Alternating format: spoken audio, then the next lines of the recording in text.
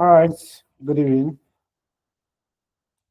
and welcome to today's class. As you already know, there are modalities. If I kind of need your confirmation towards whatever I'm asking, just kindly give a thumbs up. If there is need for us to tackle something, you can raise up your hand and then I'll permit you to speak. And then lastly, if you have something that you might want us to address later on that is not that urgent, then you can drop it in the comment section. Maybe you want to pass some information to the um what is it called support person. That's you can easily use the comment section or to your peers. Okay, so today we are talking about the internet layer, and I don't want us to move forward without first of all going back and reviewing what we did the last time. We are actually talking about the model that help us to depict how actual network communication happens. And then we are able to talk about two important models, which are, should I be asking questions at this point? What are the two models that we talked about? And how many layers do we say that each of them have? Because what we are discussing today is one of those layers. So who can remind us about the models, how many layers we say that each of them have, and then kind of explain for us the one layer that we did on the last class, which is Thursday. So is there anybody?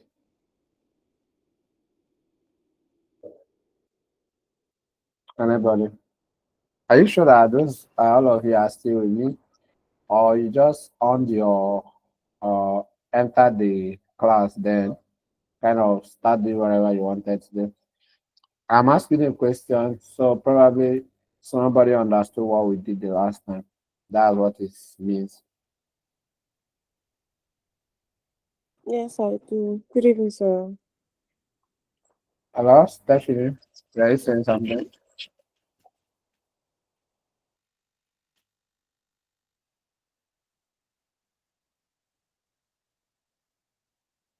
So I'm here to hear anything. All right, now let me move on with the class. Seems like you don't understand. All right, now you can speak, Stephanie. Uh, Is that? okay, you said we should explain one of the layers, right? No, I asked about the two important model that we did and how Can many you hear layers me? of them contain. Yes, I can hear you. I barely can hear you though. Hello? Hmm. Hello? I can hear you. My network You can't hear me. Yeah, I can hear you. You can't hear me. I can hear you. I can hear you. I'm asking the You you talked about the transport layer. I can hear you, sir. that's not what I'm really asking. I'm The net- saying how many models do we treat the last time? Hello? okay, two. So what are they? Yes, two models. Which one and which one?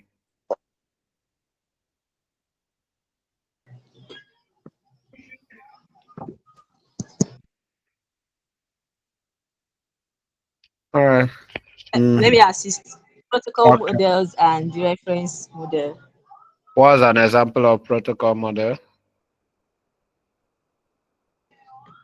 Examples of protocol model I said, is okay. yeah, I gave an example of one.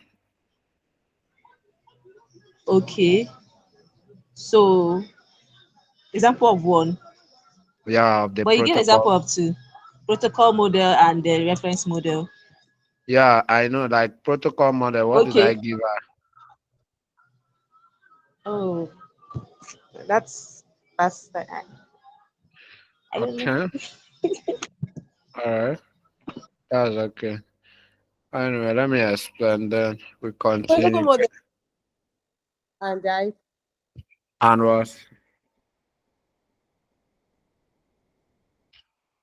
so that's to say, you all have not read your slides or have not gone through. But it's okay.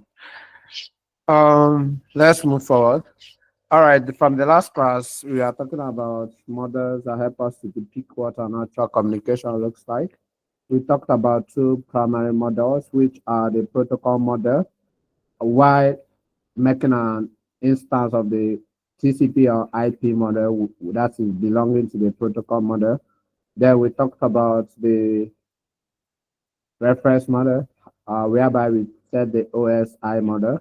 And in these two models, we are like the TCP/IP model deals more on showcasing us the protocols, how they work to make network communication happen, while the reference model is all about intently focusing on the layers of network communication.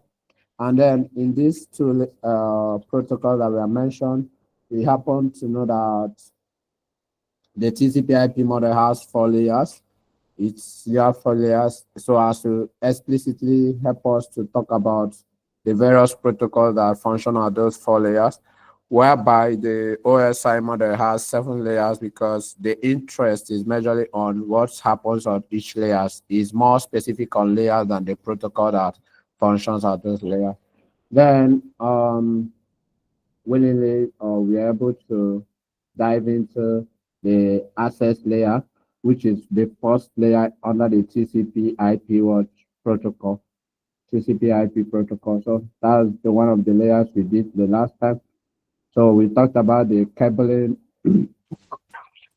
Sorry, we talked about the cabling. We talked about the cabling. We talked about the physical devices, how they are being connected together by wires, and then information passes from them and they share resources together. So that was the access layer. So today we want to talk about the internet layer, which is the second layer under the TCP IP protocol. So we said that the emphasis that we want to deal on is majorly on protocol because as security persons, we know to understand what makes communication happen so as to protect just in case if there is any kind of attempt to breach that communication from happening. Are we all on the same page? If we are on the same page, can I get a thumbs up? If not, can I see somebody raise up their hands to express their concerns?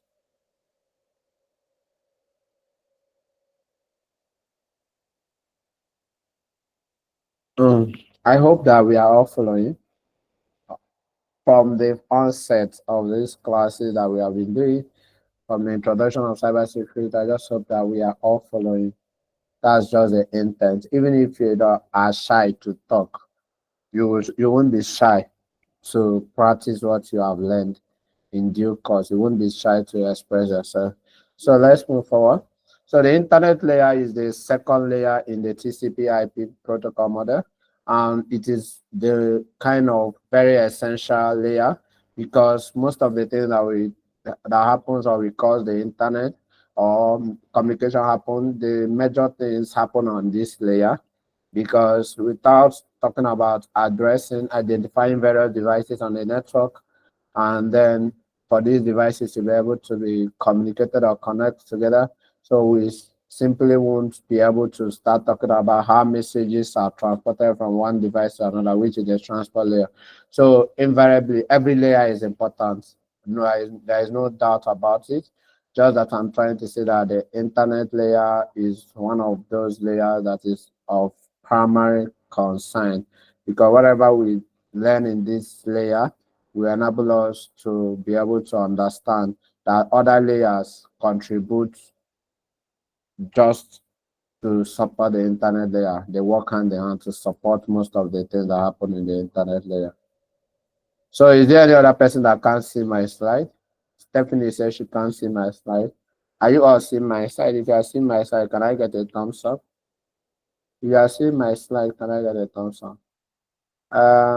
Stephanie is from your end. Though. Stephanie is from your end. You are seeing my slide. So Before we move over forward to this, Adewara is from your slide. First, for this one, you are giving me Dan thumbs up. Is everything okay? In fact, I cannot even see your slide, and your voice is breaking. I cannot even really get what you're saying. Even when you are doing definition of this internet layer, I cannot even really hear what you're saying. But I'm hearing you clearly from my end. But from your hand, it's breaking. Ah, is that so? Is there any other person that acknowledges what she said? Yes, sir, Is me my too. I'm struggling to hear you and I can't see your slide too. ah.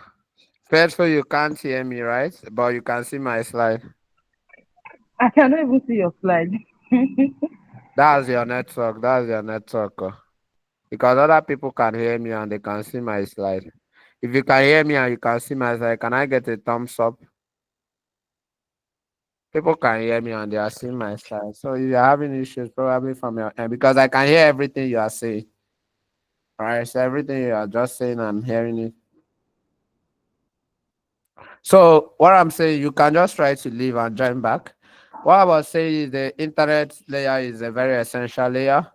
And in these layers, as I already said, our focus is on protocols because you want to understand how these protocols work. It's not just about the layers. We know what these layers do. We know what they do. We now want to understand the protocols that make those layers what they are. So in one of these things is the internet protocol. There are two primary protocols that are of our concern, and that is IPv4 protocol and IPv6 protocol. Why are we talking about this protocol? Because they are what the foundation under which most of the connectivity takes place. This is what gives life to communication, network communication. Without these protocols, we can barely talk about information being transferred or communication happening.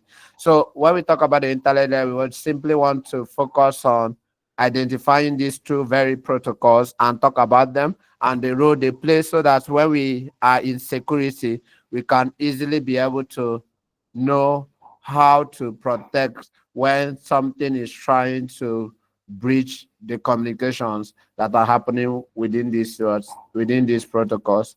All right, so the IPv4 protocol is the one that we want to talk about now. As you can see, the IPv4 protocol ensures that every device on the internet or on the network is assigned a unique address. Invariably, for you to come up to a network and communicate and do everything, you must have a unique word address. Something have to identify you. The same way your name identifies you. As we were saying the other time in the access layer, we said there is something that identifies devices in the access layer, and that thing is the MAC address, media access control address, which was given to the device by the manufacturer. So that kind of address, let's assume that that kind of address is your what name, and your name hardly changes. You grow with it. Maybe for those who get married, like that's once in a time, or for those who probably going to change their names, but in due course or for the period being, your name remains part of your identity, and it was given to you by someone because they gave birth to you. So the same thing also occurred when we talk about the access layer. There is a MAC address that was given to these devices when they were initially produced. So when they are connected on the network, uh, that address helps to locate them when they are connected in the access layer, that where we are talking about cabling and those things. So it points to them, it calls them by name, it makes the message to get to them. But beyond this MAC address we are talking about, we want to talk about the internet layer, which gives as IPv4 protocol, IP version protocol, which gives another form of addressing, which is termed as logical form of what addressing. So let's assume that this type of address is a type of address that bears your physical address, like your home address. So you have your name, let's say, which can be called your MAC address that hardly change. We have the physical address, that's your home address, which is where you live, your location. So if somebody is trying to send you a message on the internet, it is ideal that you must have an IPv4 address. For you to communicate on the internet, you must have this address. It's a unique address. So it tells about your physical location. It tells where we can find you. In the sense that that message will get to you, we want to first know where you are located. So for you, having a friend that loves you so much and they want to send you a letter, your name is not just enough for them to send you a letter. The primary thing they will first of all seek out, or the primary thing they will first of all reach out to you through, is by your physical word address. So let's take that IPv4 as an address that have to make it possible for you to communicate. Somebody has to locate you. Somebody has to send you a message where you said that you want to live. And that place that you live can be termed a particular network that you are using. So the sense that you must communicate on the network requires that you have this IPv4 address. And it is by the means of this IPv4 protocol that these addresses are given to you. It identifies you. It is unique for every device that is what enter, whether you are trying to send information or the device that is trying to receive information, whichever one, they have this address that makes it possible for them to what communicate. And aside from this protocol, there are organizations, as I've already told you, there are organizations who are responsible for anything that we attempt to call a standard, or we attempt to bring in for the betterment of the advancement of network technologies. So there are organizations that also oversees this kind of internet layer. And as I already mentioned before, those organizations, I mentioned them before as internet or network standard organizations. So, and I'm now trying to point out one of those organizations whose primary duty is to ensure that every device that are wanting to connect on the network or internet has this address that identifies them, that says something about them. So one of those network standard organizations we learned about as of the last class. So one of them is the one in charge of this IPv4 and IPv6 protocol. And that organization is what we call INA. So remember to always get the full meaning of these things. INA is the organization that is in charge of managing this addressing system, so as to ensure everyone has a unique address. Nobody is sharing the same address with anybody. So perfect assignment of these addresses. This is the organization that is what in charge of it. So this INA doesn't just work alone. They utilize let's just call it a sub organization, which is called regional. They have a regional body, more like the way we have national bodies and we have regional bodies. So national body ensures implementation in the national level. State or regional bodies ensure implementation in the regional body. So INA is more of an organization that manages, then kind of give power to the ROIROS. That's a regional to assign these addresses to various regions. Based on, we have various continents like Africa, Europe. So there is, these regions are being taken care of by a body called the ROIROS. That's more. So please, regional thing, just find out the full meaning of these things. It will help to clean up your research in there. So INA is more like the body that manages it, giving power and authority to various regional sub regions that they have. So as Africa have the particular body that manages them, that assigns every device that is coming from Africa unique addresses, assign every organization that are looking forward to set up their network unique addresses. So those things is what I'm trying to say. So this IPv4 protocol is being used to identify or give addresses to various devices that are going to be communicating on the network. Are you all with me on this? Can I get a thumbs up if so? If not, can I get your hands raised up for your concerns?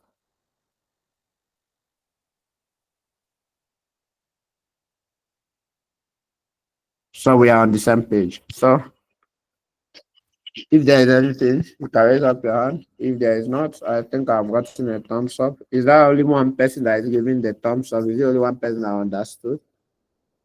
If you are with me, can I get a thumbs up? All right. So let's move. Haven't known what this IPv4 protocol does for us. What is the structure like? Please, I need us to be paying attention. This is a very important phase of what we want to do. If we are able to establish this, then we can be able to run through every other thing. So how does the IPv4 address structure? Have you known that IPv4 protocols helps us to give addresses to devices so that can be uniquely identified on the network? What structure does it take? First of all, this IPv4 address is 32 bits. So every system that is being assigned an address, the length of the address is 32 bits. What do I mean when I say 32 bits? 32 bits simply means in the context of zeros and ones. That is the language the computer understands. So if you're able to write 1 or 0 into 32 times, that is what it means by 32 bits in length. 0 or 1, whichever one, either you write 1 0 1 0 1 0 1 1 1 1 1 1 up to 32 times. That's simply what I'm saying when it comes to what the format. They are 32 bits in what length. So the addressing is 32 bits in length. I'm just talking from the standpoint of what the computer understands, which is the binary word notation. So they are 32 bits in length because that's what it is. Then, and they are represented as 4 octets. 4 octets simply means this thing that you are seeing, X colon, X colon, X colon. Each S here represents 8. Each S here represents 8 what? 8 bits. Each S here represents 8 bits. Each S here represents 8 bits. Each S here represents what? 8 bits. 8 times 4 is what? 32 bits. So these 32 bits, we splitted them into 4 places, 8 bits. So we can properly represent these addressing structures. So invariably, the binary notation that we are seeing, this is 32 in length. What we are seeing here is 32 in length, but we divided them into 8. So this is 8 bits, this is 8 bits, this is 8 bits, this is 8 bits. So when we have this thing this way, we have already assigned a perfect address to a system. So a system can take 32 bits of length with this structure expressed. But do you know the issue?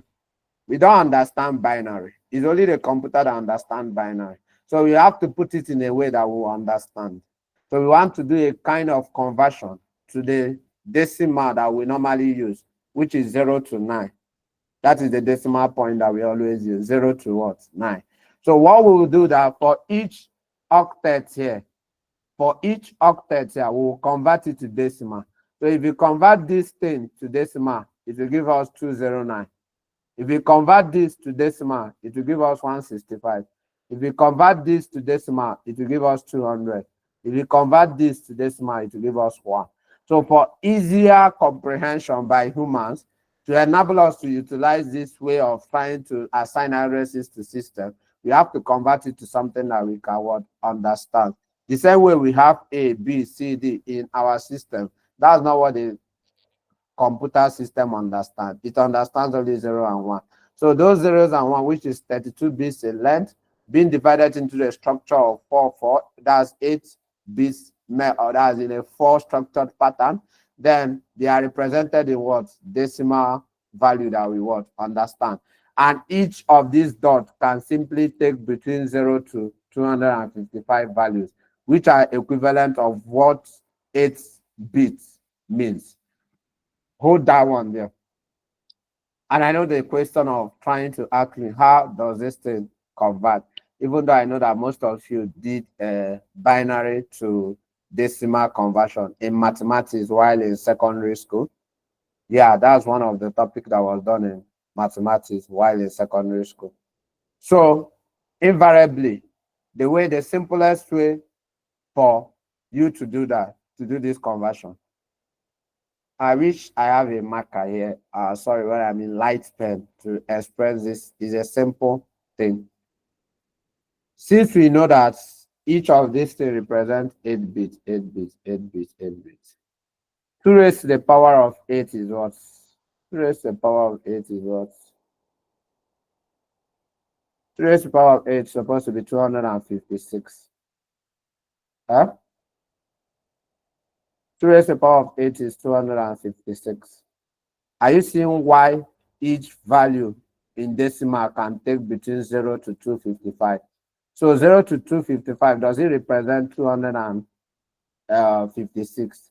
Yes, it does. When we count from 0 to 255, it's 256 digits.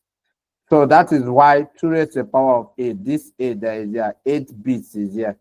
Due to it is binary, which is 2. 2 raised to the power 8 means 256. That means each of these values, when we are trying to convert this binary to this, each of them can only take the value from 0 to 255. Hold that knowledge. Then, if we want to convert each of these to the actual value, the simple thing that we need to do is this. On top of this, here, on top of this, you write 0. On top of this, you write 0. On top of this, you write 1. On top of this, you write 2. On top of this, you write 3. On top of this, you write 4. On top of this, you write 5. On top of this, you write 6. And the last one, you write 7.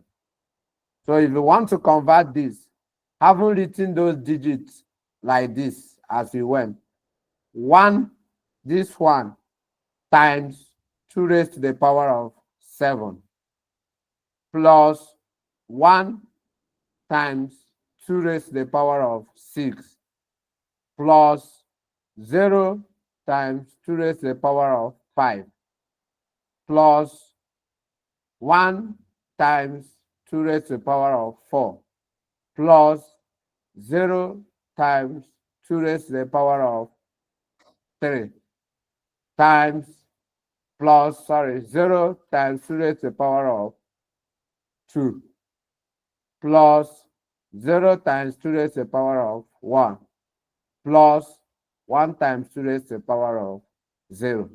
So if you add those things together, it will surely give you 209.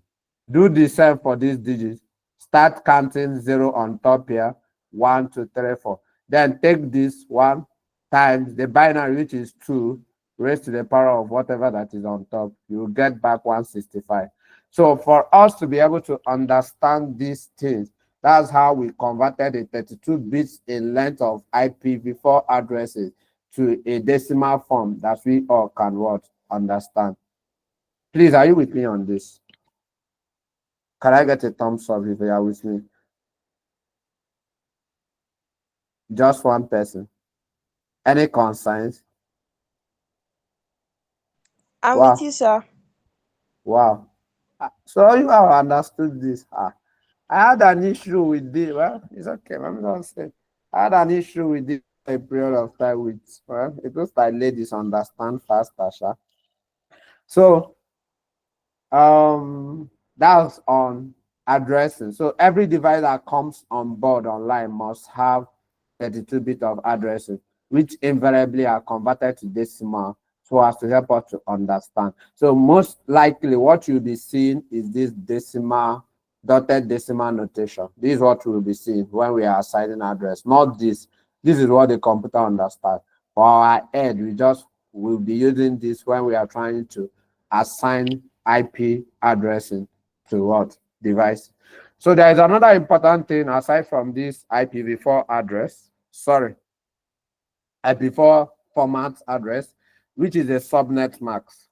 So the subnet mask is what likely identifies the network that you belong to. So if you are using a kind of network from your devices, it already knows the network that you are using. If you are using another network from some other place, you know. So as all of us are connected to this space, we all are using different kinds of network, no matter wherever you want to term it to. Some of you are using different kind of service provider. So that's to say there are various type of network. And I told you all that the internet is a combination of networks of networks. So for us to be able to communicate and for me to send you, or you are hearing my voice and you are receiving what I'm sending, is because we can be able to identify your words, network that you are coming from. So that is what subnet masks help us to do. So when we are what is it called? When we are trying to configure any device, aside from the IPv4 address, which I've shown you the format it takes, there is something that is called subnet mask, which allows us to know which networks this device is coming from. And subnet mask it tells us where a device, the network a device is usually what coming from. So while the IPv4 address simply what identifies you on a what on a network. So with the help of subnet mask, we can easily be able to identify the network that every device that was given an IPv4 address is coming from. So for instance, the host with 192.168.5.11, right? So because it had a subnet mask of 255.255.255, I may not try to explain all the nitty-gritty details of the mask around this, especially, but if you are interested in networking, you go deep into this. Of course, then we'll do more on that. You go deep into it. So when you this 192, this is the unique address of a device on the network. And this was a subnet mask that was given to you. With this subnet mask, there is a kind of should I will this thing be difficult for me to say this? Should I do this? Okay, let's do this. All right, so let me explain this. So a device has a IPv4 address, as we have discussed up front, and they have a subnet mask to tell us the network this particular device is connected to. And what this subnet mask comes like, as you can see, is comes like this: 255.255.255.0. So invariably, if you want to get the network a person belongs to, the only thing that we need to do is to subtract this from this. But you will not do it from the basis of what? From the basis of this, what is called our dotted decimal. You have to convert this 192.168.5.1 back to decimal and convert it 2.55.255.255.0 back to what? Decimal. So when you do that, you now subtract this 255.255.0 in binary, sorry, back to binary. I'm saying you transcribe this back to binary, transcribe this to binary, then subtract this in binary from this in binary. So anything that you get will be in binary. That's subtracting this in binary minus this in binary. Then that thing you get in binary, you transfer it back to the one that we understand. That is what is the network identifier. That's the network this person is coming from, which is invariably called the network address. So as we can see, the math wasn't done yet because my interest wasn't to lay that foundation as of the moment with regards to how IPv network subnet address works. So the host with 192, this host that have this IPv4 address, which is on this network. Why is he on this network? Because when we converted this 255.255.255.0 into binary and subtracted it from 192.1.0.5.11 that is in binary, it will give us, when we subtract it, it will give us this, showing that 192.168.5.11 belongs to the network of 192.168.5.0. As you can see, the only difference between this is the end device. So this one has an end device of 11. This one has an end device of 0, meaning that 192.168.5 is the network they belong to. And 11 simply means the device that is on that network.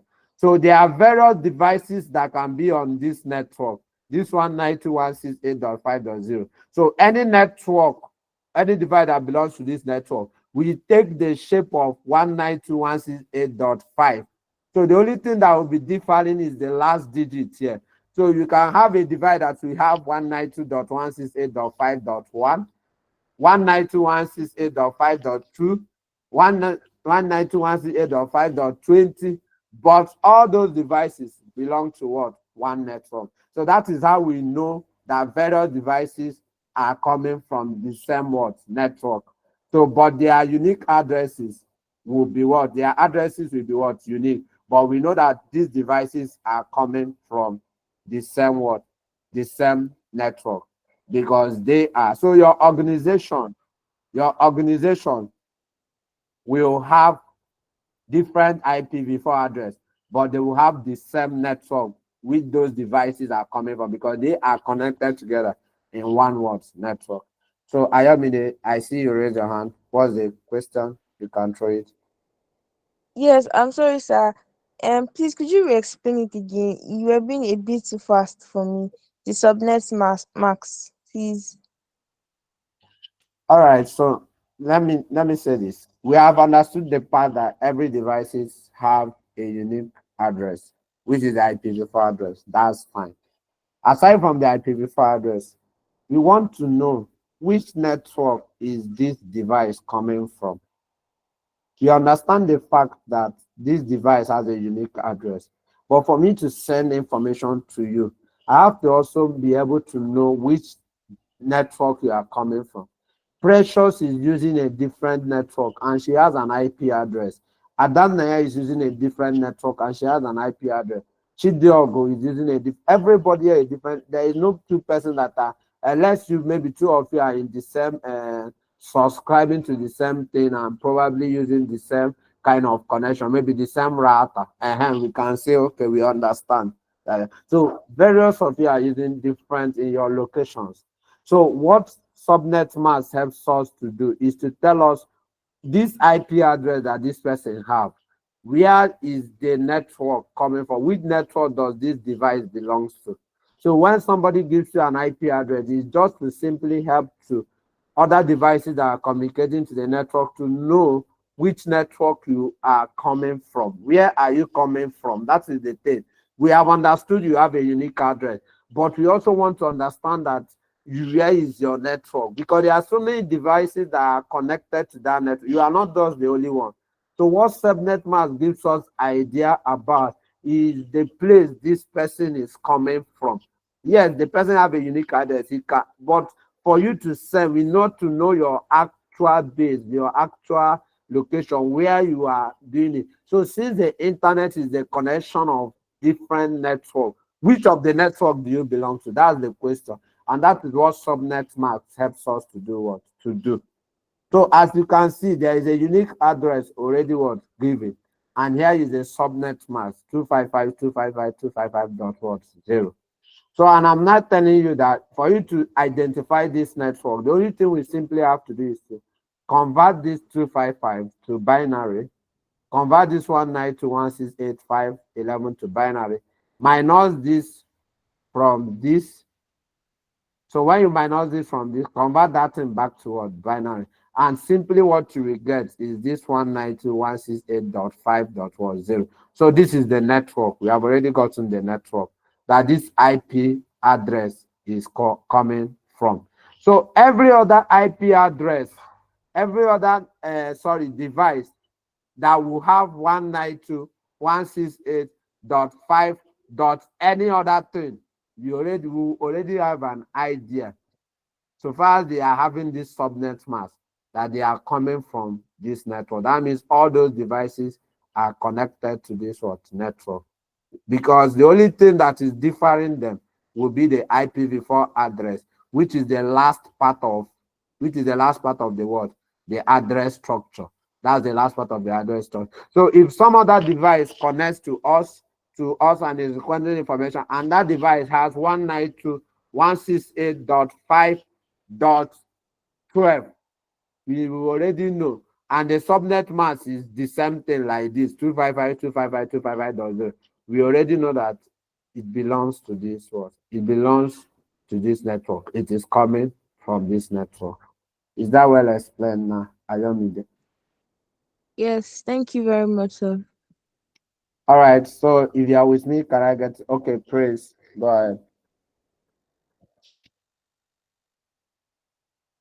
Praise.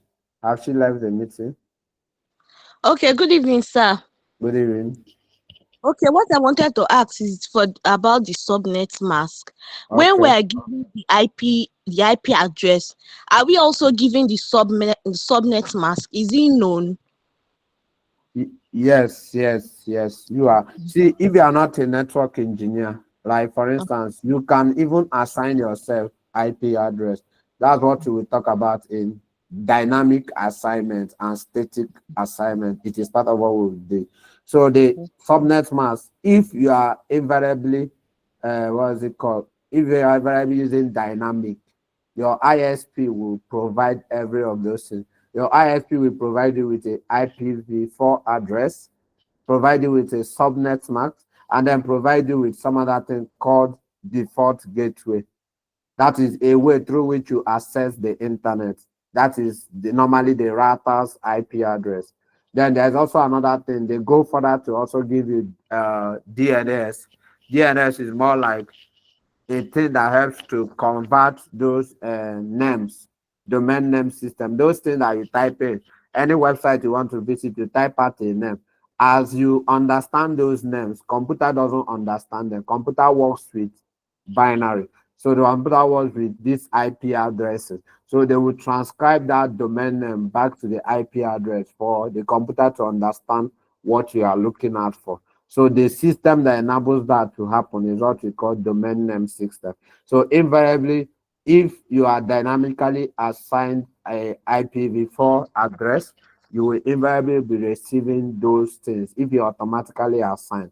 But if you are not automatically assigned, the network engineers have to configure both the IP address, the subnet mask, and then the default gateway. The default gateway is usually the router's IP address.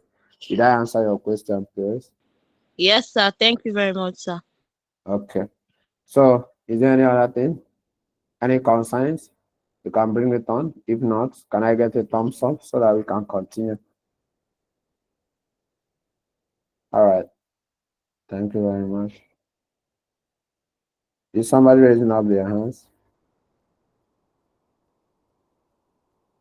Okay. Is somebody raising up their hands? Okay, so is that the next thing that appeared? So this is what I was trying to illustrate. This is what is trying to illustrate. Are you seeing what I was saying? You can see that all these computers have the same network number, 192.168.5.0. And you see all of them have that 192.168.5. But what is changing is their IPv4 address. So that is to tell you that every device that belongs to a particular network will have the same subnetwork mask. They will have the same subnetwork because that subnetwork is what identifies the network they belong to. So as we can see, they will all have the same network number. They will take its root from. The only thing that will differ them is their IPv4 address, where it starts. So where it ends, sorry. So here is the host portion. Here is the network portion. So these green areas that has something to do with the network is called the network portion of the IPv4 address. The other one that differentiates the various devices, which is this one on red, is called the host portion. So the part that has the thing to do with the network to identify the network a device belongs to is called the network portion of the IPv4 address, while the part that uniquely identifies the device is the one that is called the host portion. Host portion. So if that is established, you can see that all these devices that are connected here have a green portion that identifies them in a network setting. The only thing differing them is their unique IPv4 or host addresses. So that's why they come from the same network. So as you can see, host number, network number. So if we are sending any information, look at the router. You are sending any information across. The device is coming from any of these devices to here. They will know that, okay, send it over to here because the network that all of these devices have is coming from there. So no wrong message will be sent to some other person because we already know the network we are sending it to. And just if we have already known the network, the switch here will now be able to point out the exact devices that is trying to send or trying to receive that information. So as you can also see here, because all of them belong to the same network of 192.168.18.0, all of them have that the same network address portion, network number portion, but they are distinct, different. Is the image helping to explain what I was trying to say now? Are you clear on this, or is there any concerns? You can raise it up. If you are clear on this, can I get a thumbs up? If not, you can always raise up your hand. So let's move on. All right. Since we have already known that every device that is connecting to the internet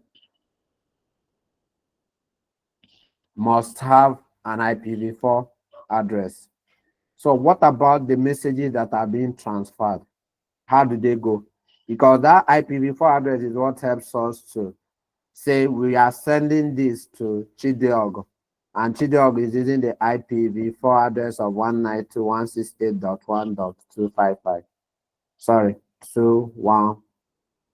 So if we know that Chideog is using this address, it is okay that we can be able to send her a what message. But there are various ways through which, by the means of IPv4 address, that messages can be transferred, which is called what? Packets. So either messages is transferred on a one-to-one basis. That means I want to send something to Chidogo, and I will say, Chidog, what's your address? I already know it, and I send it to Chidog.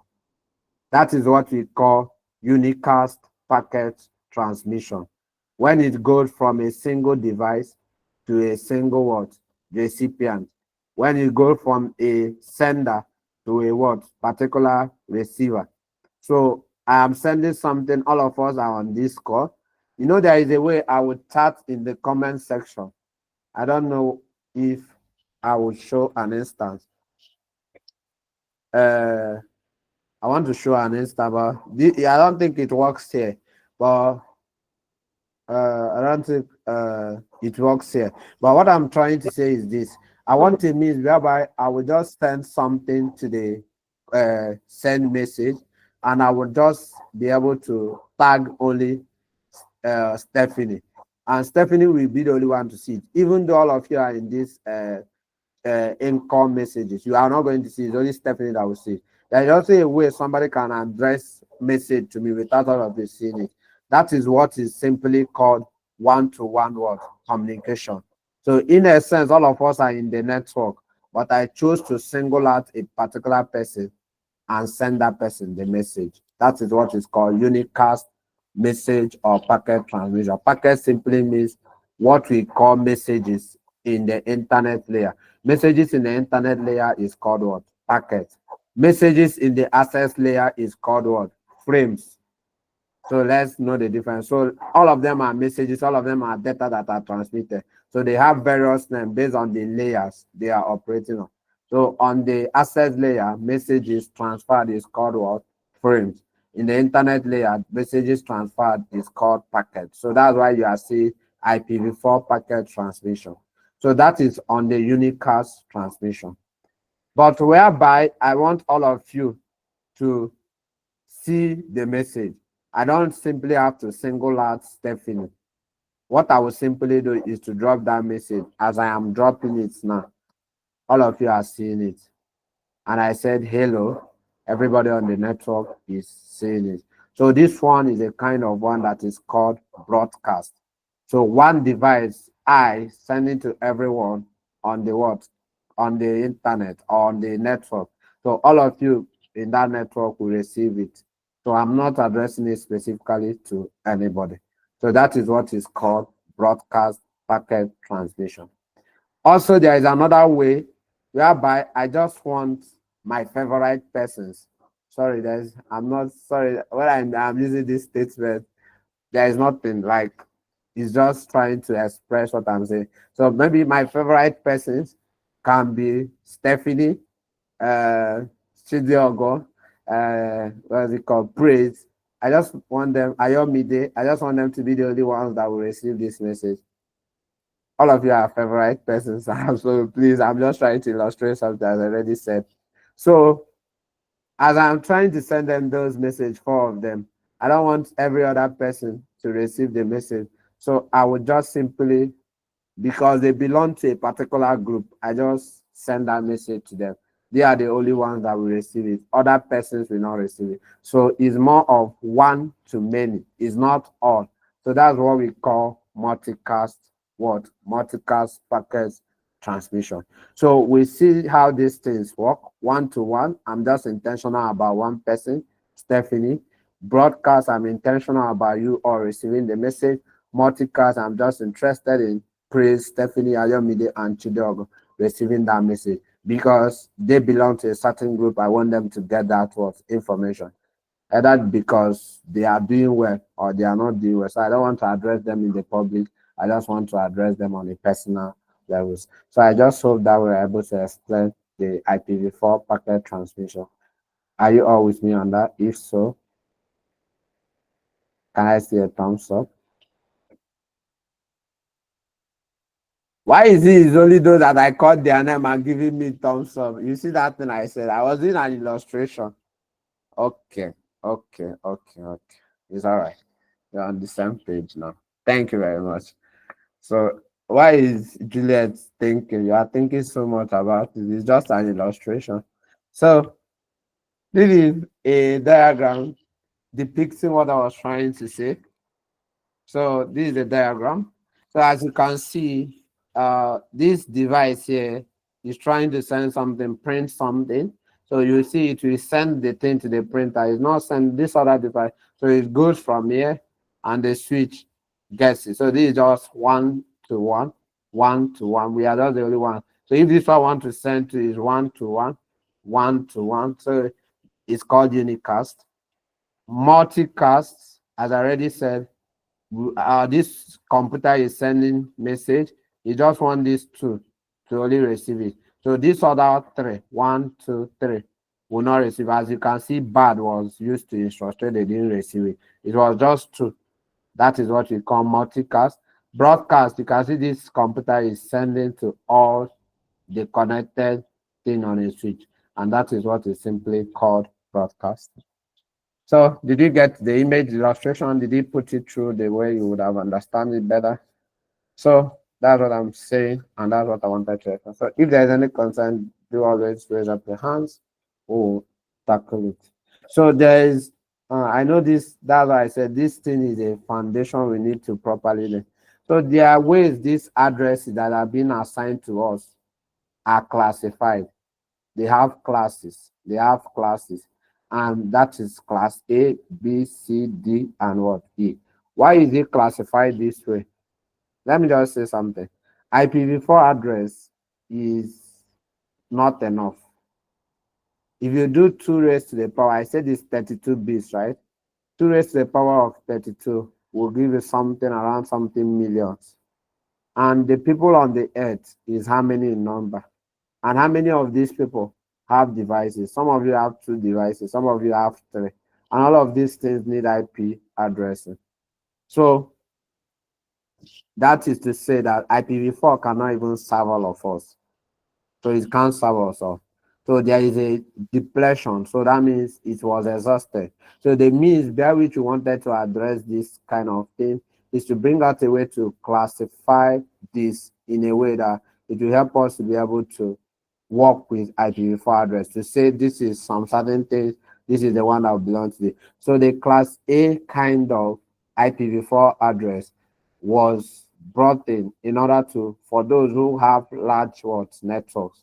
When we are talking about large networks, there are various organizations that are big, something like Google. Google have different areas of operation, and these areas of operation have specific networks. So that is invariably saying that the office of Google that is in Nigeria, the office of Google that is in Lagos, or the office of Google that is in another country, sometimes in a particular country, they have up to 10 or 15 offices. So every of those offices uses different network. to enable them to be able to communicate or to tell that this is a network based on this station, right? So the various banks that you belong to, also different stations, they have their own network for operation. Even though they all have the same way those networks communicate together, all of these things uh, have various networks. So the larger the organization, most time, the higher the amount of networks they want to use. So they want to have several various types of networks that are interconnected to help them to be able to communicate better. So when we talk about large form of network, we have the 0.0.0.0 addresses to 127 dot. So anything 0.0 to 127.0 is a kind of large form of people that utilize this kind of address. The people that have or want or have the interest of getting a large network. So the class B networks is class B IPv4 address is utilized for people that are just medium form of people that just want to have a little bit of, they don't have too much things to do with, too much locations. They just have few minor places here and there that they need to be interconnected. The class C is just maybe some people like us, our normal home, we just need just one or two. So maybe we need a network for our television. We need a network for our gadgets. So those ones are the kind of ones that we normally use, small networks. And you can see the range 192 to 223. Then there were also those that were brought out for multicast purpose. The way I said, there is something like IPv4 packet transmission, multicast transmission. So there is a type of address that enables various kind of people to belong to a group. So when I want to send something to them, I will use that address and all of them will get it because they belong to that group. That was why class D form of addresses that should be assigned to devices were what given. So in as much as IPv4 addresses can be assigned to devices, this kind of classifications helps us to be able to manage which type of address should we give to which type of people. So if it's a small kind of organization that wants to utilize small networks, they have to be thinking about class C form of IPv4 address. If it's a medium form of network, we are thinking about class B. There is a large network. So if it's people that are into multicast, we want different devices to belong to a network so that we can send some certain people based on the illustration that I have done. It is the class D form of IPv4 address classification. Then for experimental purposes, of course, there are experiments that are being carried out for advancement of technology in the area of AI, in the area of data analytics, whatever you call it. So the class E form of network addressing, IPv4 addressing is used. That is on the various ways addresses can be classified so as to be appropriately assigned so there won't be any mistake. So if an organization is into experiments, network internet experiment, of course they will be looking forward to having class E form of what addresses, which is 240.0.0.0 to 255. So it can be 241.11.11. So all those, what I mean 240.0.0.0, just count it in the form of this thing increasing. That means 240.241. This thing can be 1, this thing can be 2, this thing can be 3. So it will keep on increasing to round up this number until it gets to 255.0.0, even 255.255.255.25. So when I mean 2, I mean taking the range of this between this and this. So is that clear on the IP4 address classification? If that's clear, can I get a thumbs up? If not, can somebody raise up their hands and then express their concern? Okay, thank you. So this, I love, it looks like diagram helps us to explain things better. So I want to tell you something. If you are choosing a large network, just know that you will have fewer devices. If you are interested in oh, I want to have different locations. I want to have different networks. Okay, this company, this place. I want to have different networks. Let's just assume in your company you have 20 departments. In that 20 department, you have each one to have a different network. That is to say that as the network is increasing, the number of devices that are connecting to that network will be reducing. That's the principle behind this kind of choosing a particular network classification. So as you can see, the class A is a type that we said it is the one that has people that want to have various kind of networks. You see that class A has 50% of the general whole IPv4 network, because these are people that want to have a lot of network. As you can see, class A network have 128 networks, and what? And the total host is 16,077. So that is to say that the total host that can connect for each of these 128 network is this.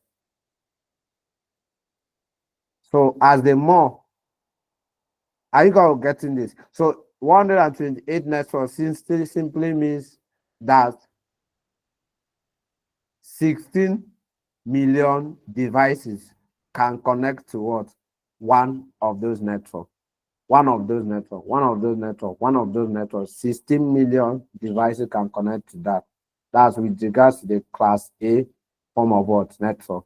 So if you are somebody, let me reverse what I said. Please listen properly. I made a kind of error when what I said. If you are looking forward to, like when I'm in the scenario of trying to have more devices, if you are trying to have more devices connecting to a network, you have plenty devices connecting to a network. So you want plenty of devices to connect to your network. Let's assume millions of devices. Please go with class A form of network. The class A form of that range that I specified, those are the kind of network they will want switch into. You are not a network engineer, so most of these things I'll be saying, but though I'll still release many materials and courses for you guys to invest on. But what I'm very, very saying is how this addressing are being done so that they are properly what assigned. So that's what I'm trying to say. So class B is if you have minimal, like it's not small, but within medium, of course, go with class B network. Then the class C network is if you need large networks, various kind of network, but you need few devices to connect to each of those networks, go for what? Class C. And as I already said, class D and class E are separated. Class D is for multicast and class E is for what? It's for experiment. So this is a diagram that is trying to depict on considerations. So if your considerations is on plenty devices connecting to one network, please go for class A, because it gives you a possibility of having 16 million devices connect to each network until it is what? It is what? 128. So if it's class B, you just have want a balance of the number of devices and the total number of networks, then invariably you will do what? You will be going for class B. Then if you want few devices connecting to different networks, then we have to go for what? Class C. Then class D is for multicast and class T is for experiment. Can I just tell you something? This thing shouldn't be sounding strange to you. Why am I saying so? Is that your interest is to know how IP addresses work. And that is what I did to ensure I laid this foundation. At times, you might not be accustomed to trying to know the nitty-gritty details of A, B, C. Those are more of things that concerns those that are in network area.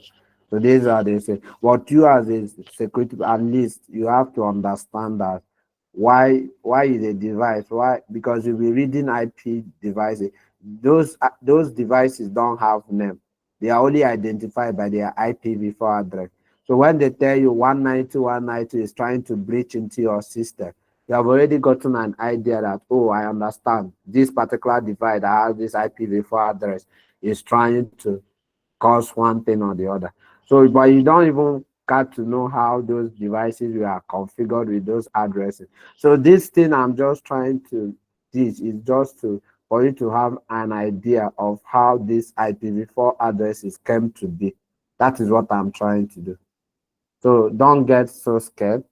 Don't get so scared. And I also have courses that will amplify what we are already doing, just for people who are inquisitive to dive deep, because the deeper you go, the more knowledgeable you become. Yes, because you cannot be able to be paid higher. You cannot be able to know better. You cannot be able to do better. So the higher the knowledge that you have will determine what you can do. The only difference between where we all are and where we're supposed to be is a function of the knowledge that we have. So invariably saying that, what I'm just trying to expose us to is things that can carry us as of this moment we are trying to lay the foundation. But aside that, becoming an expert in your field, please, you really have to go to these nitty-gritty details and learn them. Because why? Network is the basis on which cybersecurity is built on. So it is not a bad thing learning networking more than a network engineer. A network engineer can be limited, but you cannot be limited because you have been given a mandate of protecting systems, protecting network, and protecting the data that are in those systems. So that being said, is just do not be scared at this early phase. Just know that every device is my primary concern is for you to be aware that every devices have an IP address, because without that IP address in the internet layer, they can't be able to what communicate. And so when you see those kind of things that say 192.168. You have already gotten an idea that this thing represents what an IPv4 address, and it is coming from a device that is trying to do so and so. So you can easily know when you are setting up your firewall, you have already gotten an idea of what an IP address is, so that you are not able to access some website online. Is because they blocked an IP address that is coming from a certain location. So because now you have the knowledge of this, so when you are setting your firewall, you can say block 192.168.0.0 network. It will block the entire network because you have already gotten an idea of what a network portion of an IP address means. So every host that belongs to that network cannot send you any message. Are you seeing why I'm trying to bring in the network subnet mask for you to have idea? Because you will probably be using it when you will be doing your cybersecurity efforts or endeavors. All right, Stephanie.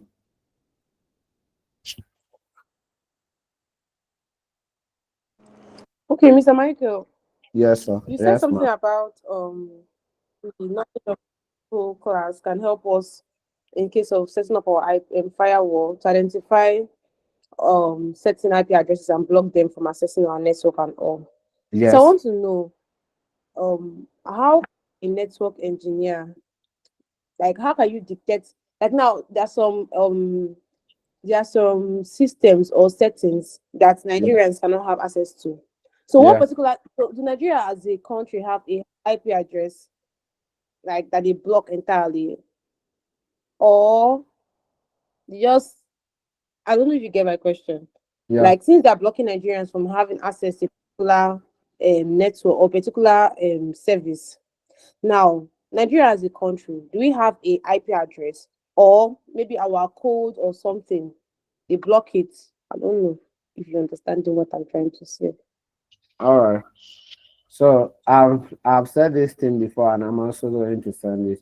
If you check 12, can you allow me go back to some certain things? Okay, I think this is. I will still come back. You can see my slide. If you go to this, responsible for assigning addresses, we have the AFRINIC, we have the APINIC, we have ARIN. These things are various regions in the world. So IP addresses assignment, it is on their shoulders. So Afrinic simply means the African continent. So it is easier for, since they have already known that their addresses that have been assigned in the African world region. So it was divided, it was actually assigned based on various regions. So it is easier to even say, since you already know now, based on responsive for assigned, Afrinic, we already know the maximum or the kind of IP address they were assigned, because having been matched out, having been, it looks like we want to share what is it, share fruits, various fruits, and we say, okay, all of them are fruits. All right, okay, Africa, take apple. What is it called? Europe, take banana. So we shared it that way.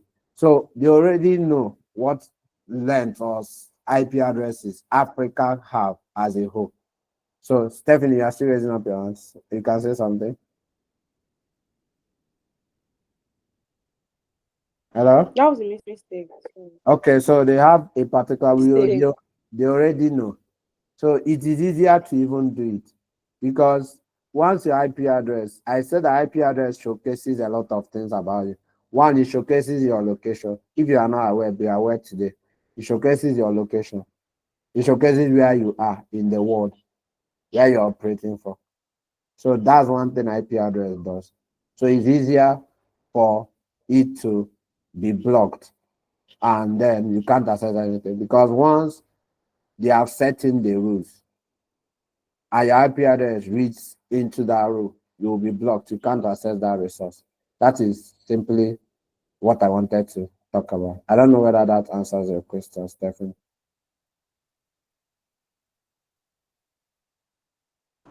Yes, it does. Thank you, sir.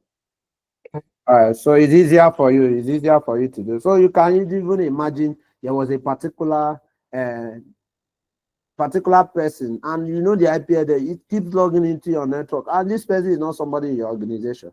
Every time you are seeing them within your network, they are connecting every day, and you be like, okay, what will I do? You block the IP address, they cannot be able to access your company network, whether website. If they are trying to browse through your website, they can't be able to, again, because you have already identified that particular IP. They also have to use another IP address in order, because you have blocked that one. So I can decide that I don't want. Okay, let me just say something. There was this thing I was showing you guys when I started lecture. If you don't want anything pertaining to 18 plus content, like you don't want to mistakenly go and your eyes will just, you are browsing something and you come across something that is 18 plus, right? You want to keep the sanity of your eyes, close up every means of those kind of things infiltrating you and the kind of things that you want to see online. All right, so 18 plus content. Majorly, these are for, why I just said it, majorly for children. You don't want them to be exposed. Then for adults too, there are people that thing is not their thing. They don't want to be seeing those kind of things, unlikely incidents, all those form of things. So what you simply did, what I told you guys to do was to go to your browser, do this, and choose this kind of domain name. So what that domain name does for us is to, it doesn't host anything that is anything, it will show in your browser again. No matter, even if you browse the thing by its name, it will not come up again on your browser. I would have said let's do a test, but do your own test. So that's what I'm trying to say. So what happened is that the domain name of those sites that display those kind of, sorry, the IP address of those sites that display those kind of content, those 18 plus, those irrelevant things that you don't need. Stephanie, you don't need, what's it called? So those things are being what, blocked. I thought I've showed that thing before. All right, so what is it called? So okay, I think we should probably do that. I don't think that would take us from our class. Maybe even if it's just 5 minutes. Let me just do that. Let me stop presenting this. Okay, let me show you what I'm trying to portray. Okay. Okay. Okay. Okay. Okay. So which particular window am I trying to do? So let me share my entire screen for today. All right. All right. You can see this, right? So the only thing I need to do is this. Go to settings. What kind of content should I browse through? What kind of content should I browse through at the moment? What the keywords to enter?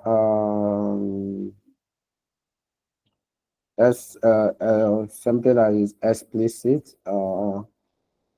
Mm, content, what the kind of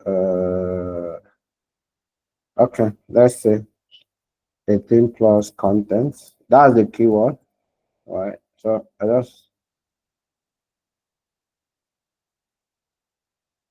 I hope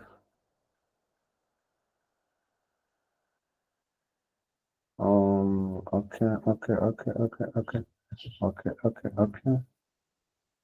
So all right, so I guess I've already blocked mine. I already blocked mine. It don't show me anything on that. I blocked mine. All right. You can see I even have saved thing. Let me off this. All right. So this is an ideal thing that I'm saying. Are you all with seeing my screen? Can I get a thumbs up if you are seeing my screen? Yes, sir. All right, you said we should do something that is quiet. Let me just show you how those things work. So this is explicit. I don't want to be coming across this in my search, right? I just offed my safe search. But apart from this safe search, there is a more way to do it. You can't even see anything that is any obscene sense or anything that has to do with somebody bleeding, all those kind of blood related things. So the thing I will simply do, I will go to my this and click on settings, privacy and security.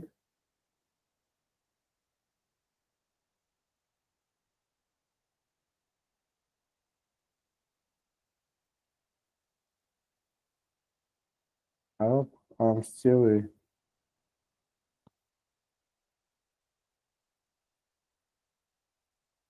Are you seeing this place? It says select DNS provider. Are you seeing this place? It says select DNS provider. So I will click on it. What should I select?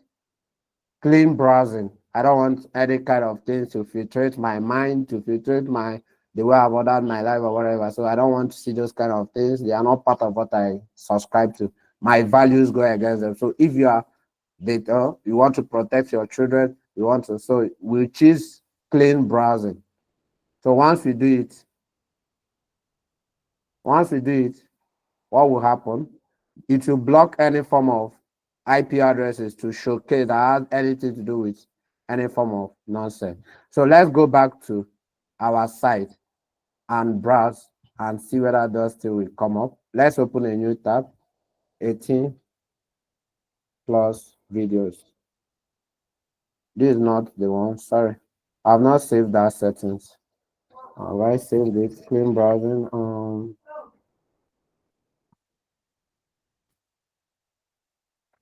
I'm still with you guys.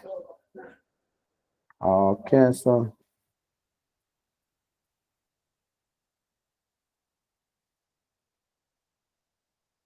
okay.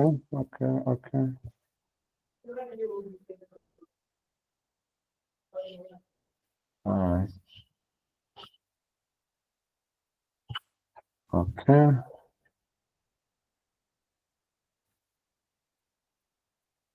Should I need to open a new browser? Should I need to open a new browser? I need to open a new browser. I need to open a new browser. So,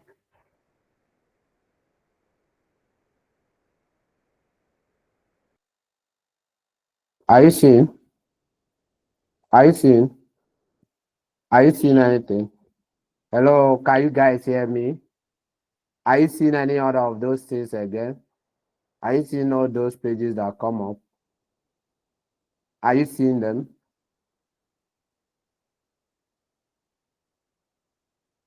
Now, are you convinced now? I'm talking. Where is she? She's I'm with you, sir.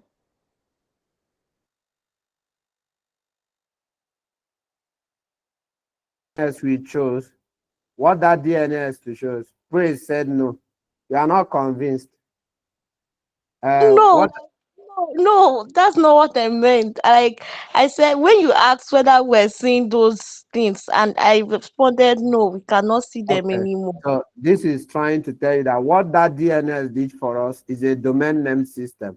It prevents any form of site that has anything to do with obscene, sexual, explicit content from infiltrating our search. Aside from using safe search, even there is times those things can skip safe search.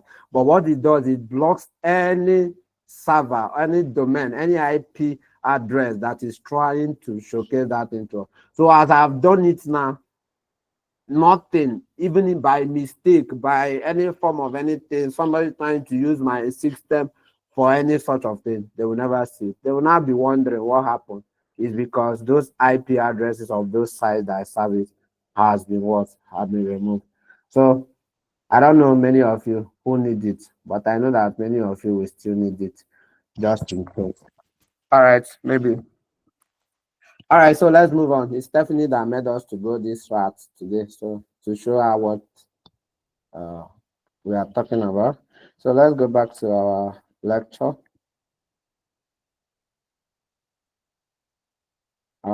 Let's go back to what is facing us. All right, so that's what I wanted to say with regards to Sorry, please. I want to it. ask a question. Yeah, Please.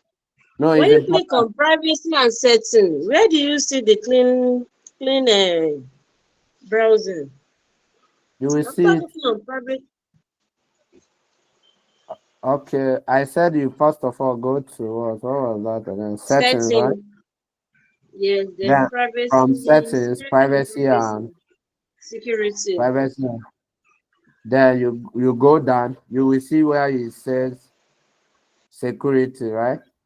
You click on it, then you go down, you will see select DNS provider. Have you seen it? Select Okay. DNS provider, and then the drop down, you will choose clean browsing, family.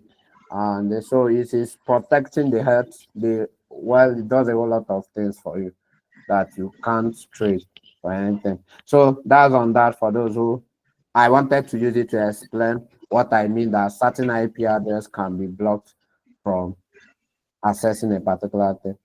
So does that answer your question, Rafiat? Yes, yes. So Thank so let's move on. So that's a kind of a bit of diversion, but it's worth it. So I think I've showed that before. So having said that, there there are types of IPv4 address, and that is what I wanted to say. Though I've talked IPv4 address and private IPv4 address. Public is the one that is obtainable in the internet. That's the one that is unique. You see it in the internet. You need it in the internet for you to be able to get any resources, request for any resources. But private is the one that you can use within your local settings, your local setup. So if you just simply got a router and then plug in your router cable to your PC, what you are invariably using is a private IP address. So your router provides you with a private. It helps to shield you from the internet. So your router will have a public IP address, the one that helps him to get information on your behalf and then do this. Why is this so that we don't have unique public IP addresses? That is the issue I was saying, that IPv4 address has been exhausted. So the only way to manage it when it came to be is to diverse a means of classifying the ones that can be able to be on the internet and help us with internet activities, and the one we can use locally that would help us, so that will be more of brace so that it will reduce the thing. So that is invariably saying that public IP addresses are unique, but private addresses are not unique. They can be used by anybody in their organizations. The only difference is that the public-facing IP addresses will make demands for those private IP addresses and then bring those information down to them. So that is the thing I was trying to say. So the idea of NAT, the public IP address is the one that is facing the internet, the one that is on the internet, the one that can be used, the one that is unique, the one that does the whole thing on the internet. Why the private is just the one that we use within our organization to be able to communicate between systems that are interconnected. So it is existing within our local context. The internet doesn't know anything about it. So every device that is connected to it, we are connected because we just want to be able to communicate with ourselves. So if we need to go to the internet, we need to access the public IP address, which is the one that is unique and acceptable in the internet. So we can have one router as a public IP address, and then that router is giving us various private IPv4 addresses. So that's invariably what I'm trying to say. IPv4 addresses can help to be used in a local context. It is not involved in the internet activity. It is only the public IP addressing. And why was this so? Because IPv4 address couldn't make it possible for every person, every device to have one unique public IP. It's supposed to be one device, one public IP address. So, but due to the depletion, due to that, it wasn't enough. As I already told you guys to do 2 raised to the power of 32, because you say IPv4 address structure is 32-bit in number. So if we do that thing, it should be giving us around 1 something million or 16 something million. So it's not enough. It's not enough. It can't serve everybody. So the idea of public and public IP address was built in to help to manage the phase out of IPv4 address, while IPv6 address was still developed. So there are special use cases. Sorry, there is a means, a protocol that is functioning alongside. So we now don't have only just the IPv4 protocol. We have what is called the NAT, Network Address Protocol, as you can see in my slide. It helps to do the translation. If you want to do anything in the internet, it will help to use the public IP address of our router or our ISP to obtain that information on our behalf and then give it to us. That is to say, the translation from private to public IP address. So a device can take the public IP address of a router and use it to communicate. And when it is receiving that public IP address, receive that information, and then it will now translate it back to the IPv4 address, and the device will receive it. So invariably, what is facing the internet is the public IP address. The private IP address is not facing the internet. So the means by which both of them work together, it is the ability of the NAT, network address translation. So that is all that. So are you all with me? So can I get a thumbs up? If not, can I get your hands raised up? So I just want to make a quick thing. The network address that you saw me made mention of, that helps us to know the network any device is coming to. You don't assign it to any device. It belongs to the network. It identifies the network all those devices belong to. So oftentimes you will see 192.168.5.0. That is invariably telling you that is a network address. Every other address, .1, .2, .3 can be assigned. So apart from that too, the broadcast address, the one that is being used to send messages to everyone on the network or internet, is not also assigned to any device. Since that every device, by virtue of being in a network, will be able to receive that message once the broadcast address is chosen as the receiver's address. So those two can never be assigned to devices on the network. Just be aware of that. The network address The broadcast address, the multicast address, they are special kind of addresses that you do not assign to any. And another one is the look back address. Is just used for testing purposes to test if your network is working. So those are there are special cases of addresses that are brought out in these public and private addresses, as we have talked about, that you don't assign to devices. But aside from this, you can assign every other kind of this to every device on the network. So that's just a kind of thing I wanted to bring to your notice. Are you all with me on this? If that, can I get a thumbs up? If not, can I get a hand raised up to express the concern? Thank you. So just look at what I'm trying to say. This is a private form of IP address. This is a private. This is trying to show us what the private, how it is taking the ones that are. So you see 10.0.0.0/8. This slash is just a representative of the subnet mask. So subnet mask that we did 255.255.255.0 can be represented with a slash notation. So I'm just saying this. I know you guys are not net. I'm just saying just let it cross your mind that some of the times you will see this slash instead of the subnet mask. It's trying to tell us that this is a representation of the subnet mask. So that being said, this is the private IP addresses. This is how they are from 10.0.0 to 10.255. This is the three of them. So anything that is not the private address is not in this private. There are just three of them. Is not within this address range. Is invariably a public IPv4 address.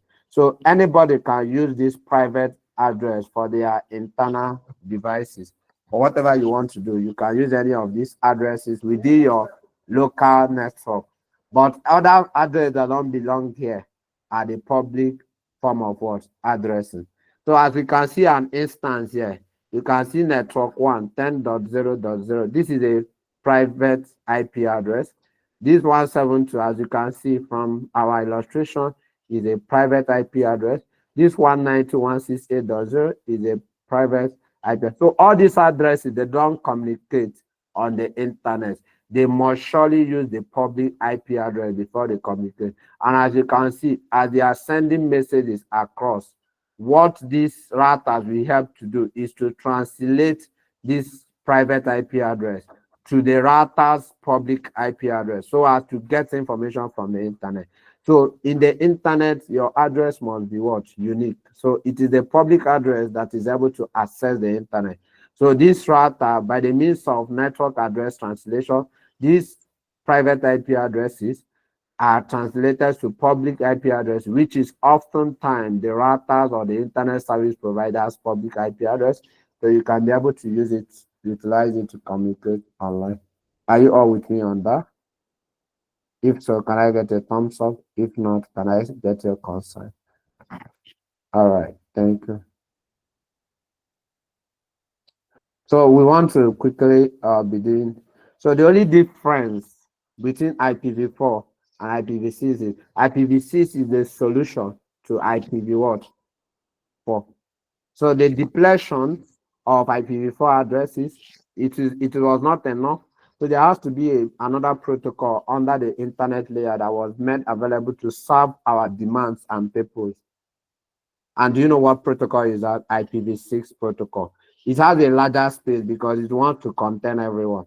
So 128 bits. So the other one has what? 32 bits. That's ones and zeros into 32 times. But this one has 128 bits, one and zeros into 128. So do 2 raised to power 128. Can such amount of device exist in this world?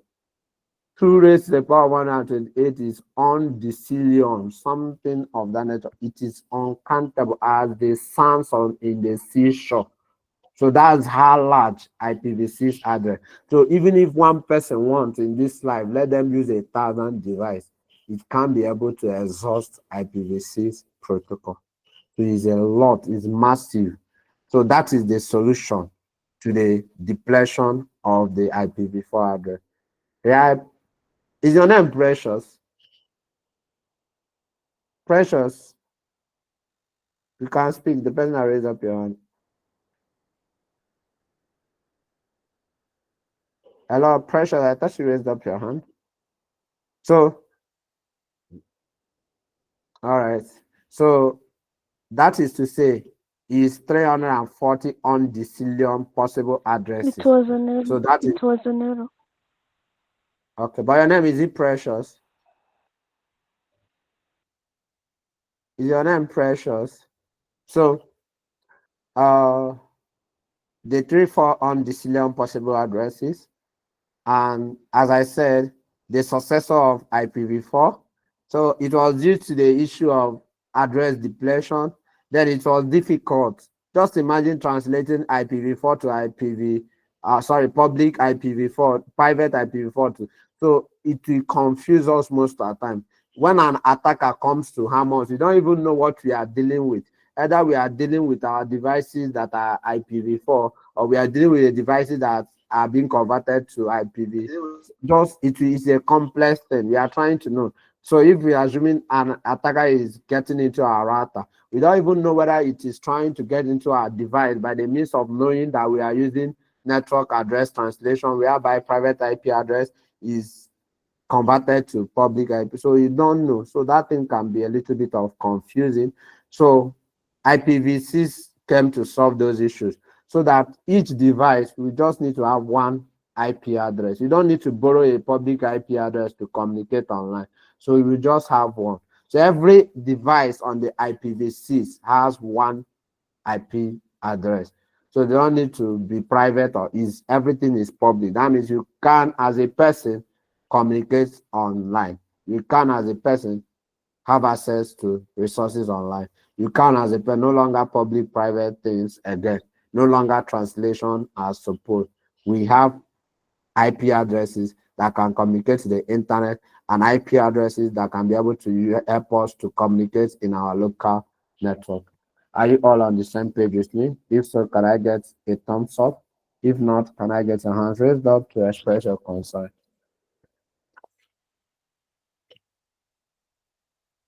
All right. Thank you very much. I hope that some people have not slept.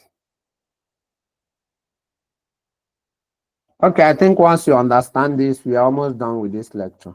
So as I was trying to explain the IPv4 address structure, I hope people are not sleeping. Wake up from your slumber. Wake up from your slumber. A little sleep, a little slumber. Let's wake up. So IPv6 address, IPv6 address is 128 bits in length, and it is written in hexadecimal. Hexadecimal is not our usual decimal. That other one that we said IPv4 is written in decimal, but now we are using hexadecimal. So our hexadecimal is not the same thing as the decimal we use, which is 0 to 9. Hexadecimal is 0 to 16. So 0 to 16, 16, which is 0 to 9 and A to F. That means 0 to 9, you count, it is 16 digits. 0 to 9, which is 10, A to F, which is 6, 6 plus 10 is 16. So that's the way it is written out for our use. So because writing it in decimal will be cumbersome. So in order to understand it, we humans understand hexadecimal too. It's not just decimal. We understand what these things represent to some certain extent. So sensitive, whether written the A, you want to write it in small letter, or the F, you want to write it in capital. Anyhow you want to write it, just be able to what? Express it. So in this 128 bits, look at how it is expressed. Please listen attentively. Every 4 bits represent one hexadecimal digit. So 128 bits we have, that's zeros and one, up to 128. Every of those 4 bits represent one hexadecimal. 128 divided by 4 means what? How many hexadecimal are we going to have? If 4 bits represent one hexadecimal digit. You guys should follow me on this. So this is to tell you how they are being written out so that means we have 32 hexadecimal digits. 32 hexadecimal digits. So in these hexadecimal digits, they are represented in 8 formats. 8 formats, as you see. 1, 2, 3, 4, 5, 6, 7, what? 8. 32 hexadecimal digit divided by 8 is what? That should be 4, right?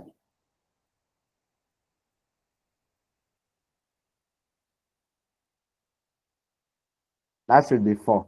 That invariably expresses what we call the 8 hex test. Just be aware that how this thing is done. The zeros and 1, 4 bits will represent zeros and 1 that run up to 128 times in appearance. You just have to classify 4, and each 4 of them represent 1 hexadecimal digit. And in this hexadecimal digit, the format to present this is 8. That is 8. So each S will represent 4 hexadecimal digits. Each S will represent 4 hexadecimal digits. Each S will represent 4 hexadecimal digits. But that doesn't take away the fact that 1 hexadecimal digit represents 4 what? Bits. And 4 hexadecimal digits represent 1 what? Hex test. And that is how it is represented in 8. Is that well understood? Did you get that? If so, can I get a thumbs up? If not, can I get your consent? All right, thank you very much. So how do we now write out these things? How do we write it? How do we write it? Because if we are to write X here is representing 4 hexadecimal digits. S here is representing 4 hexadecimal digits. Okay, Felicia said I should come again. I said IPv6 address. IPv6 address comes in 128 bits in length. That means zeros and 1. 0 or 1, 0 or 1 into 128 times.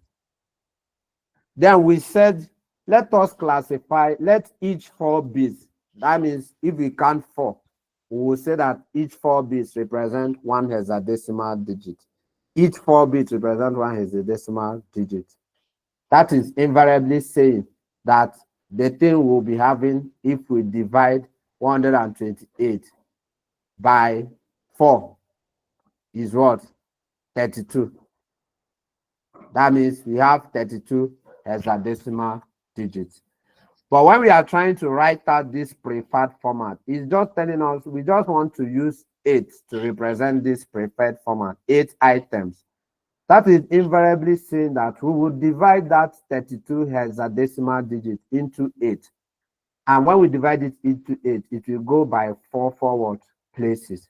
That is to say that 8 of this hex test is represented with 4 hexadecimal digits, X 4 hexadecimal digits, X 4 hexadecimal digits, L 4 hexadecimal digits, X 4 hexadecimal digits. And when you do 8 times 4, it will still give you back the 32. And when you do 32 times 4 bits, it will give you back the 128 bits. So it's more of us starting from 128 bits, reducing it to 4 bits representing 1 hexadecimal.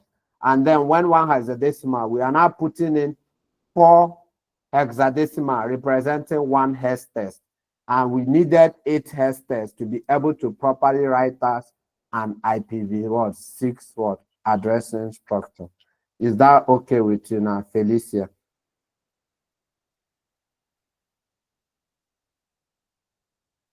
All right, let me know. Okay, so if we want to write it out, there is something I want to. So for us, that this thing will be so cumbersome. Just imagine writing 4 digits here, then colon, write another 4 digits here. As I said, this X represents 4 hexadecimal digit. So if we keep on writing for 4 digits, this thing will be longer for us to write. So what would we do? There is a way we need to reduce it, compend it. So what we will do is to omit all leading zeros. Remove all leading zeros. Write them without any leading zeros. And then after we are done with that first one, then we should use double colon to represent a continuous string of zeros in a hex test. I want to explain this. Let's use this as an example. 2000, this is a 4 hex test. This is another 4 hex test. That's 1, 2, 3, 4. 1, 2. So you can see that this is 8 in number. So if the rule says us to omit all leading zeros, That is to say, 2001 doesn't have any leading zero, but 0DB8 has a leading zero. We will ignore this zero when we are writing. So what we will write here is 2001 colon DB8, because we are omitting leading zeros. If we come here, how many leading zeros do we have? We have 3 leading zeros. 1, 2, 3. Then we will remove them and write only this 0. When we come to this compartment, we have ones. There is no leading zero. When we come to this, we have 3 leading zeros. We remove them and write just 0. When we come to this, we have 3 leading zeros. We remove them and write 1, 0. When we come to this, we have 3 leading zeros. We remove them and write 1, 0. So then when we come to this final one, we have just 1 leading zero. We remove it and write 200. We have done the first assignment. Then the second one said we should use double colon to represent continuous string of zeros in hex text. And I told you each one represents one hex text. That is to say 2001 is one hex text. DB8, remember we have removed this 0, is one hex text. 0 here is one hex text, and 1 here, 1111 is one hex text. So they say we should represent a continuous string of zeros in hex text. The only place we can find continuous string of zeros is 1. This is 1 0 that is a hex text. This is 1 0 that is a hex text. This is 1 0 that is a hex text. So we'll remove all of them and represent them with double what? Colon. By this thing as a whole was deduced to this 2001 DB8 0 111. All these 0 that are represented was represented with semicolon 200. Is that well understood? Did you get that? If so, can I get a thumbs up? All right, praise. Okay, sir. What I wanted to ask, this double colon, we have like 3 continuous strings of zeros in the hex text, but we just have 2 double colons. Like, how is that? Is it like for whatever what's it called, whatever strings of zeros we have? Let's say if we have like 5, let's say we have 5 strings of zeros in each hex text, like we have 0 colon 0 colon 0 colon 0 colon.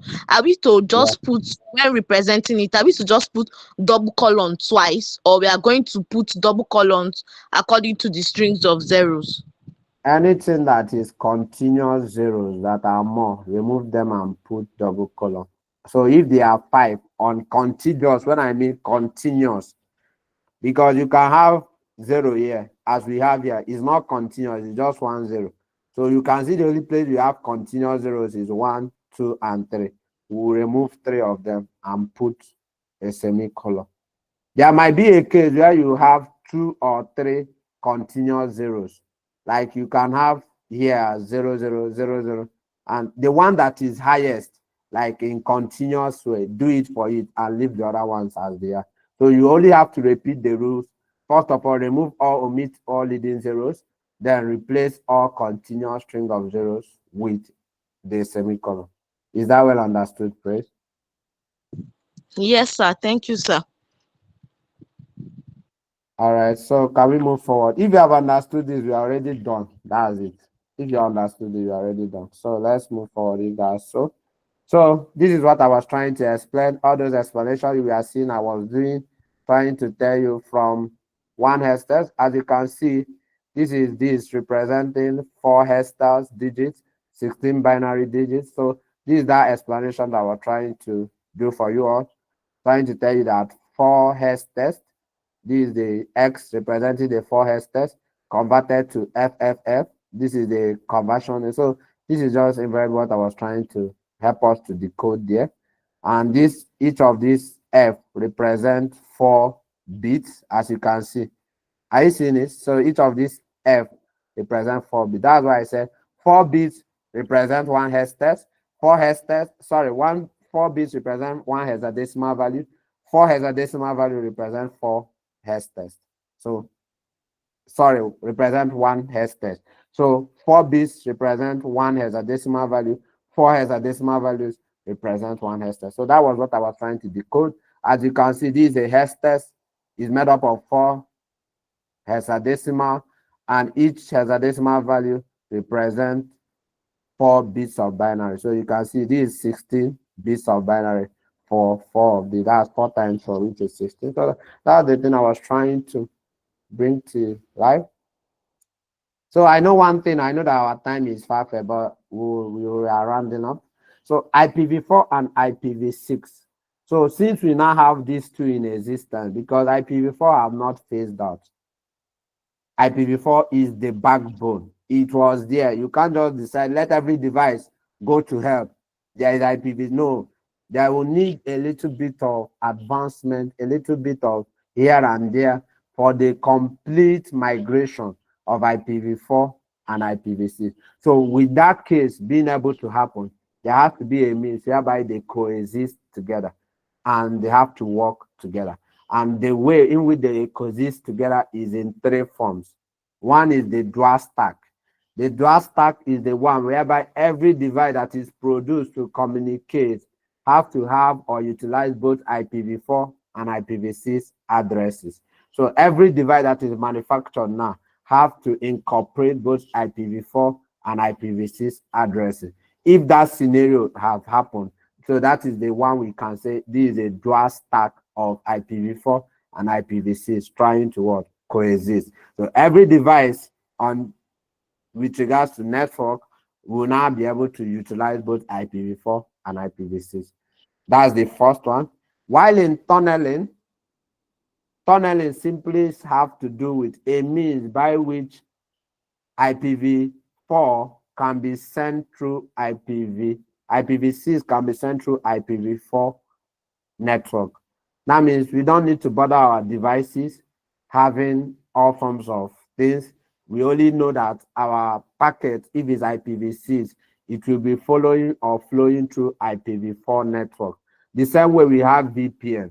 That is the same way this technology works, whereby the internet is an open ground, but VPN gives us a particular path to travel within the internet so that we will not be hijacked. So our information will not be exposed.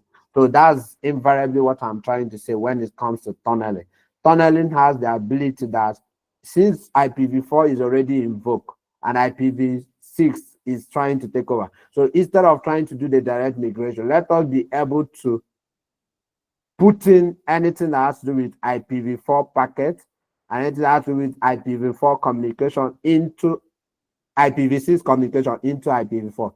That was the thing I was trying to tell us in encapsulation, whereby you put a letter into an envelope, and with that envelope, you are able to send your message, and the person that wants to receive it will receive it. That is what tunneling does. It's like IPv4 is the envelope, and IPv6 is the letter. So I want to deliver IPv6 letter, so I put it into IPv4 and send the word message. That is what tunneling is all about. The last part of it is translation. Translation is a point whereby we are able to take IPv4 packets and put it to IPv6 and take IPv6 and put it to IPv4 in order for communication to happen. So in translation, there is an interchange, there is a conversion of everything that happens or comes from IPv4 is converted to IPv6 so as to be able to. So if a device is using IPv4 and another device is using IPv6, so if I'm sending something as IPv4, on the way it will be transcribed, it will be translated to IPv6 so that the device I'm sending it to will understand it. So as that device is sending something to me in IPv6, as it's getting to me, since I'm utilizing IPv4 addressing, it will be converted back to IPv4. So it's more like translation, is more like somebody that is speaking French. There is somebody that speaks English by the side, and there is somebody that understands both English and French. So they can be able to do the whole translation for us. So that's the way in which we can possibly migrate successfully to IPv6. For now, IPv4 and IPv6 have to coexist together. Are you all with me on this? If so, can I get a thumbs up? If not, can somebody raise up their hands to ask me anything?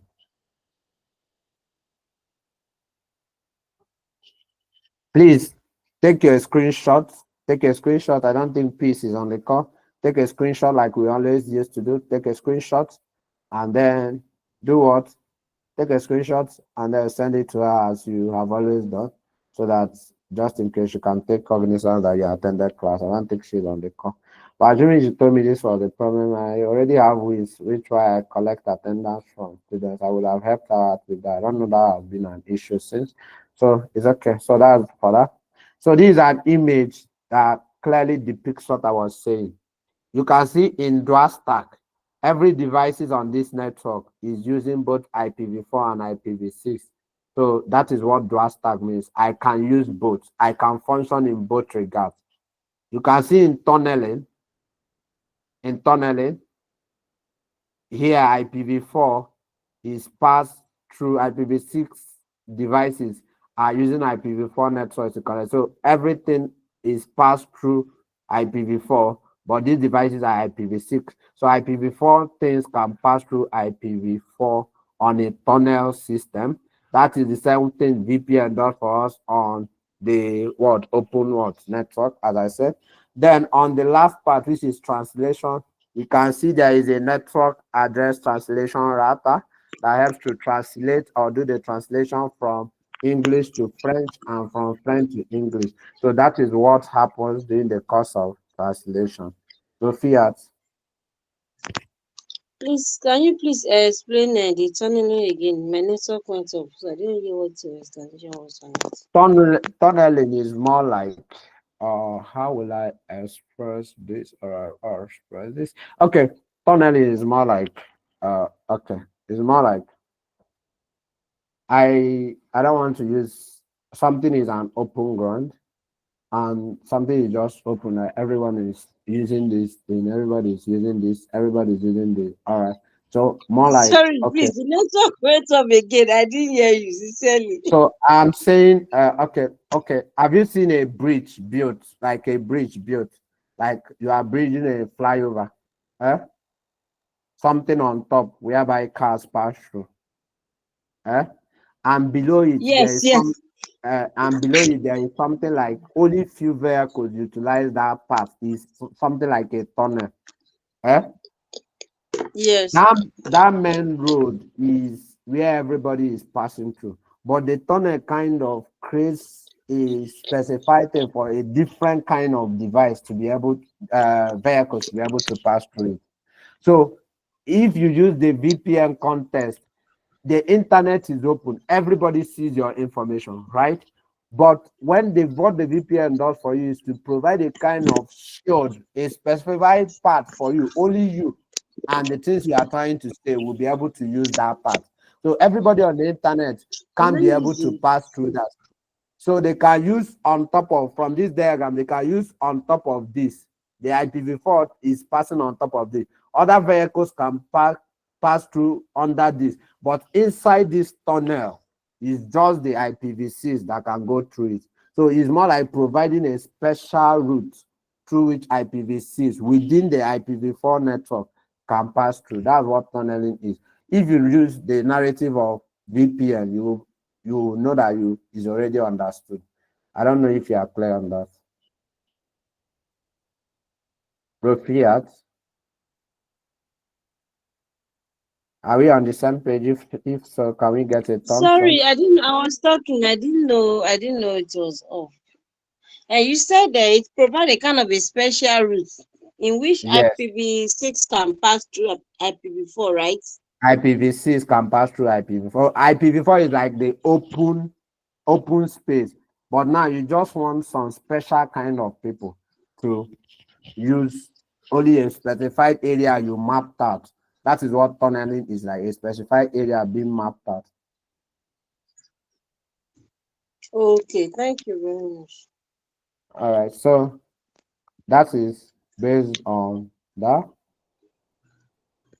So I think this is the last thing, then I can allow you, rather than keep you. So there is what we call network segmentation. I know the time is already on this 13 minutes. I think in the next thing we'll be rounding up. So network segmentation. So network segmentation is a kind of a systems whereby we are able to break down networks into different compartments so as not to overwhelm our particular systems. At times, 127 devices connecting to a particular network will overwhelm it. Things will be lost, a lot of things will be happening. Just imagine every vehicle, most of it that go to work, around 8, every vehicle is on the road. You know that that will cause traffic.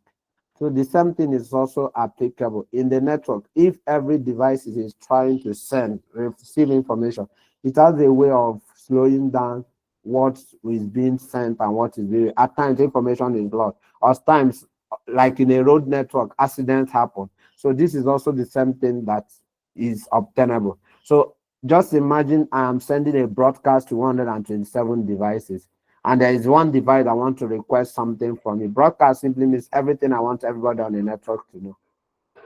So just imagine in that case, and there is a device that is trying to communicate with me at that point. What do you think will happen? It's because there is so many contactments, also you can't just place a whole lot of devices in one network. So the process of trying to break network down, you can say, okay, let 4 devices stay in one network, let 4 devices stay in another network, let 4. So that thing is what segmentation is all about. And the system through which we do it is that one I introduced you to on subnetting, which is the subnet mask that you heard about. So subnet mask can be able to, in a particular company, say these people will belong to this particular network. These people will belong to this particular network. These people will belong to this particular network. These people will belong to this part. So that we will not have all the people in our systems, all the people in our network, all the people working in our organization sharing the same network. It will impact. Many of you that have issues on your internet, most times it's because you are connected to a network that everybody ISP is utilizing at the same time. Your region is utilizing at the same time. So everybody is trying to do something, and then the whole thing is clogged up. Nobody messages are lost, delays are encountered, and everything. So we use a strategy of breaking up by the means of subnetting, having a subnet map that identifies certain devices to belong to a particular network. And what does this help us to do? Breaking down various networks into various parts so that can be able to, what does it help us to do? It improves performance. It enforces, it helps us to even properly manage security. So if you manage a subset, you know that it's this subset. Or if you are trying to manage a whole lot of things at the same time, you will get so overwhelmed that you don't even know where issues are coming from. So it's better for me to have 4 devices in 128 network. I can be able to manage it than having 127 devices in one network. So if an issue is arising, I know the network to focus on. If an attacker is coming, I don't have to start going over 128 devices. I already know the particular network the issue is coming from. So in order to maintain security, subnetting is very, very important. So, and then it helps us to tackle issues. Like I said, isolate issues, know where issues are coming from. And how does this network subnetting work? Subnetting can be done based on location. It can be done based on group. It can be done based on device. So we can decide to do subnetting based on location. So in my organization, we might have 10-story buildings. And I will say each people that belongs to 1-story building should have one network. So every story building will have a different, so all the devices in that story building will connect to that particular network. All the devices in another story. So when we do it that way, we can be able to term that kind of thing that we are doing as what? Location. So we can also be able to subnet network, that breakdown network by group or function. So that is the way whereby we have various departments. We have sales, we have marketing, we have IT support. So any means that affords us the possibility of grouping. So this, I think, this is the one is the best. Trying to say, okay, admin people should have one network, and IT have one network, sales have one network, market, it helps. So when we do that kind of breaking down of network, by that means we term it as what? Group, or by what? Function. Then we can also break up networks by device type. We can say, oh, let every device that is laptop have what? One network. Let every device that is desktop have what? One network. Let every device that is printer have one network. When we do that, we have invariably achieved network segmentation.